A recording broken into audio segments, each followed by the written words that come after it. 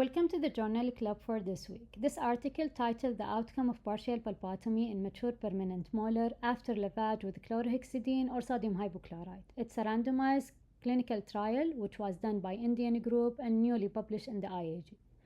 One of the possible irrigant agents that could be used with vital pulp therapy cases is chlorhexidine.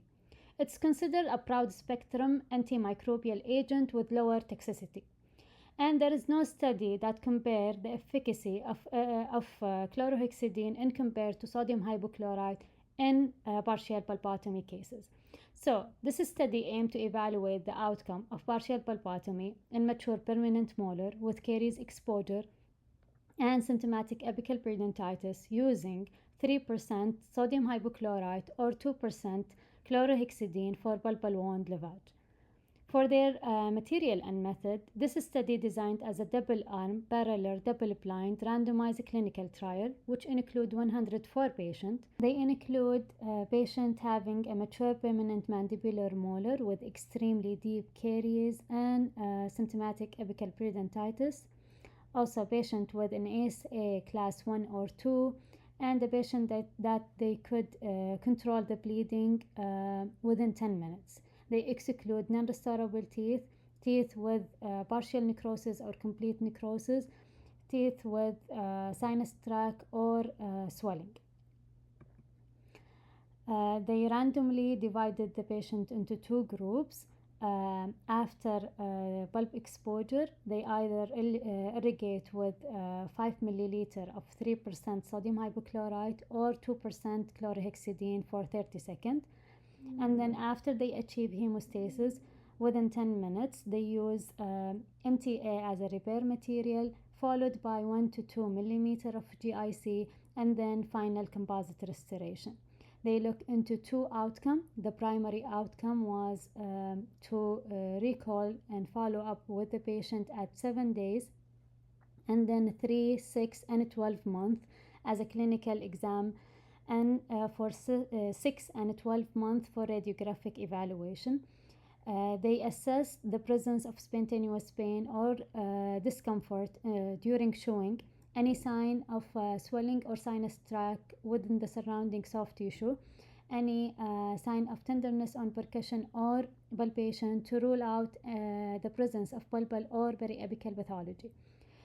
For their secondary outcome, they request from the patient to record the pain score post-operative every 24 hours for 7 days with the use of visual analog scale.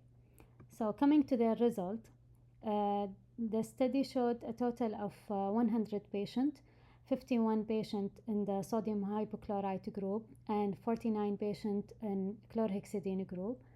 For the overall pain incidence, it was 98% within the first 24 hours post-op to the intervention, and there was no significant difference between the two groups. The difference in the pain intensity between the different time interval also observed to be statistically non-significant. The mean analgesic consumption between the group were also statistically not significant. Also, they look into the significant difference that was observed in the duration of hemostasis between the two groups, which was less time required with the use of sodium hypochlorite. The overall success rate in the primary analysis was higher in the sodium group in compared to the chlorhexidine group, with no significant difference. For the secondary analysis, the success rate was observed to be 93% in sodium hypochlorite group and compared to 98% for the chlorhexidine group, with no significant difference also. They look into the hard tissue barrier formation after the intervention within the 12-month follow-up, and it was evident in a 31 patient with significant number in the cases they used the chlorhexidine lavage. So to conclude, the success following chlorhexidine lavage was favorable and comparable to sodium hypochlorite during partial pulpotomy in mature permanent teeth with caries exposure and symptomatic apical periodontitis.